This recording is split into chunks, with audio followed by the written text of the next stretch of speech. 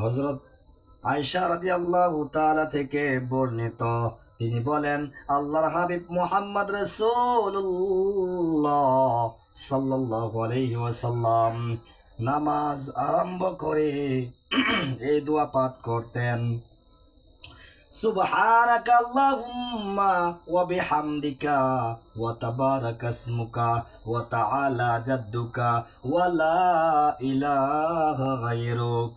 হে আল্লাহ, আমি আপনার প্রশংসার সাথে আপনার পবিত্রতা বর্ণনা করছি। আপনার নাম অত্যন্ত বরকতময় রে মাওলা, আপনার মর্যাদা সমহান, আর আপনি ছাড়া কোনো মাবুদ নেই।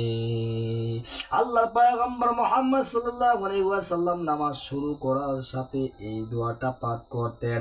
তিরমিজি শরীফের 243 নাম্বার হাদিস। আল্লাহর হাবিব মুহাম্মদ রাসূলুল্লাহ সাল্লাল্লাহু আলাইহি ওয়াসাল্লাম আরো বলেন, হযরত আব্দুল্লাহ ইবনে আমর রাদিয়াল্লাহু তাআলা থেকে বর্ণিত, তিনি বলেন, আমরা একদিন আল্লাহর পয়গম্বর মুহাম্মদ সাল্লাল্লাহু আলাইহি ওয়াসাল্লামের সাথে নামাজ আদায় করছিলাম।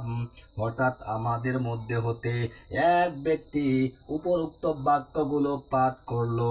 তখন আল্লাহর পয়গম্বর মুহাম্মদ সাল্লাল্লাহু আলাইহি ওয়াসাল্লাম বললেন, কে অমুক অমুক শব্দগুলো পাঠ করলো? তখন ওই লোক বলল, ইয়া রাসূলুল্লাহ সাল্লাল্লাহু আলাইহি ওয়াসাল্লাম, ওগো আল্লাহর পয়গম্বর, আমি পাঠ করেছি। তখন তিনি বললেন, আমি বাক্যগুলোর জন্য আশ্চর্য বোধ করছি, যে বাক্যগুলোর জন্য আকাশের দরজা খুলে দেয়া হয়েছে।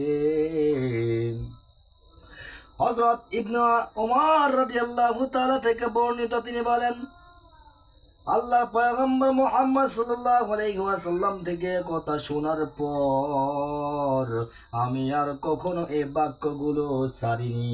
বাক্যগুলো হচ্ছে, আল্লাহু আকবার কাবীরা ওয়ালহামদুলিল্লাহি কাসীরা সুবহানাল্লাহি বুকরাতাও ওয়াসীলা। হাদিসটি আসছে মুসলিম শরীফের 601 নাম্বার হাদিস। আল্লাহ তাবারাকা ওয়া তাআলা আমাদেরকে এই হাদিসের উপরে আমল করার মতো তৌফিক দান করুন। সকলে বলেন আমিন।